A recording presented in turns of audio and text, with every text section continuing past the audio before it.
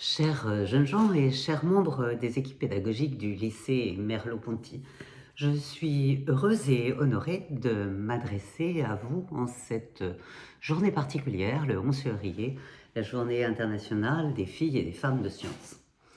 Votre professeur, Patrick Amis, m'a fait part de votre engagement dans le pôle sciences et de votre souhait de nommer les salles de cours et de TP de votre établissement en mettant en avant des hommes et des femmes de sciences.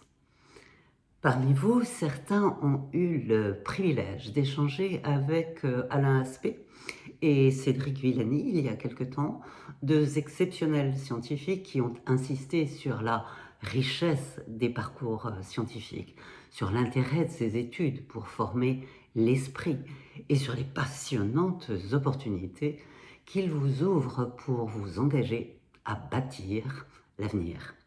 Ils vous ont expliqué que toutes et tous, vous étiez des talents potentiels dans ces matières, quel que soit votre genre, le métier de vos parents, et vous aurez aussi la chance de pouvoir échanger avec Anne L'Huillier, cette physicienne qui a reçu le prix Nobel de physique en 2023. Et vous me faites le grand honneur de me proposer de mettre mon nom sur une salle de TP de physique. Je vous en remercie. Et c'est sincèrement un plaisir que de vous adresser quelques mots à distance.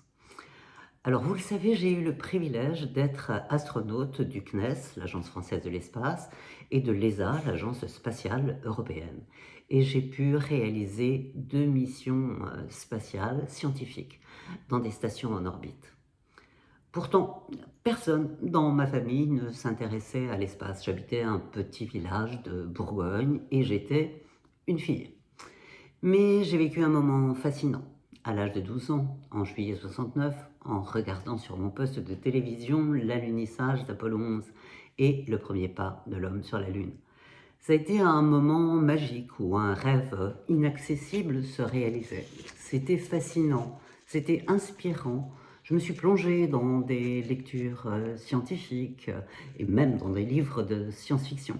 J'avais envie de comprendre, d'explorer ces nouvelles frontières qui venaient d'être dévoilées.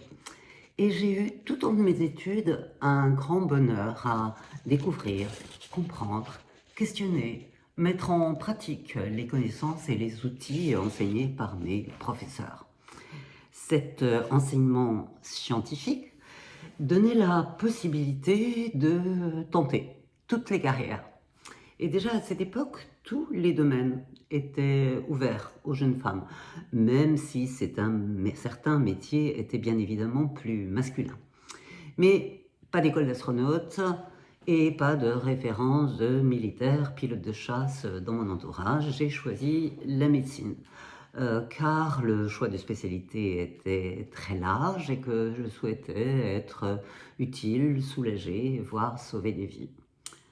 Alors là, hasard de la vie, un appel à candidature venant du CNES, l'Agence française de l'espace, qui a été affiché à l'hôpital parisien où j'exerçais. J'y travaillais comme rhumatologue et cet appel à candidature pour devenir astronaute a évidemment attiré mon attention. Devenir astronaute, aller travailler en orbite en étant médecin, chercheur, au service de ces missions excitantes. L'aventure me tendait les bras et cette petite annonce a changé ma vie. J'ai eu l'audace impatiente, je dirais, de candidater. Un rêve d'enfant, un désir d'explorer, des bonnes études scientifiques et un métier utile avec des compétences recherchées. L'opportunité était trop belle pour la laisser passer. Et cela a marché. Sélectionné en 1985 parmi 1000 candidats, et toujours avec l'appétit d'apprendre et d'être à la hauteur du défi que je venais de tenter, j'ai entrepris un doctorat en neurosciences. J'ai passé ma thèse en me formant par la recherche, la démarche scientifique, aux outils de l'ingénierie et aux outils de calcul qu'il me faudrait pouvoir maîtriser. Et voilà comment on développe la confiance, comment on gagne de l'assurance pour s'engager dans la vie avec plaisir en cultivant cet état d'esprit d'explorateur des possibles. Alors j'ai vécu 10 ans de ma vie en Russie, à la Cité des Étoiles, vous en avez peut-être entendu parler, pour m'entraîner à ces missions. Cela pour vous dire que la maîtrise des langues étrangères est un atout considérable pour votre avenir, pour comprendre, pour travailler avec les autres. En travaillant dur pendant toutes ces années, j'ai gagné de nouvelles compétences. Médecin, chercheur, ingénieur, photographe, cinéaste et, je dirais, fervente ambassadrice de la coopération internationale par la recherche. Oui, c'est vrai, il faut de la motivation, de la patience, de la persévérance et bien sûr beaucoup de travail, comme vous pouvez l'imaginer. Également une parfaite condition physique à entretenir tout au long de ces années. Mais ce que je peux vous dire, c'est que la réalité était encore plus belle que mon rêve. Alors j'ai pas le temps de vous raconter l'entraînement, la mise en orbite, l'arrivée dans la station spatiale, flottant dans un immense volume, en 3 dimensions, ce regard par le hublot vers notre splendide mais si fragile planète, la planète Terre, avec ce corps qui ne pèse plus rien en microgravité et qui vous donne le sentiment d'avoir des super pouvoirs. En réfléchissant à ce que vous apprenez en sciences du vivant, en sciences physiques, en SVT, vous pouvez imaginer les transformations à l'œuvre quand il n'y a plus de poids, de convection, de sédimentation, de gradient de pression hydrostatique. Et même quand on est dans le vide spatial, dans les sorties extravéhiculaires. Il y a des champs nouveaux de recherche dans ce laboratoire unique, puisqu'on ne peut pas reproduire cette condition de micro-pesanteur sur Terre, un laboratoire unique en coopération internationale avec tous les partenaires de cette grande aventure. C'est vrai que la vie réserve plein de surprises. Il faut savoir les saisir. On croit avoir atteint ses limites. On s'installe dans une forme de confort, mais l'envie d'explorer vous pousse et elle va vous aider à repousser ses limites et, je dirais, à grandir. J'ai jamais eu le sentiment de subir ma vie, même quand c'était difficile. J'ai toujours essayé de choisir par moi-même et de me donner les moyens de réussir. Et je suis fermement convaincue que les études scientifiques au lycée m'y ont aidé et m'y ont encouragé. D'ailleurs, je suis tellement en phase avec cette citation du philosophe Maurice Merleau-Ponty. Exister, c'est s'engager. Je me suis engagée et je continue à m'engager.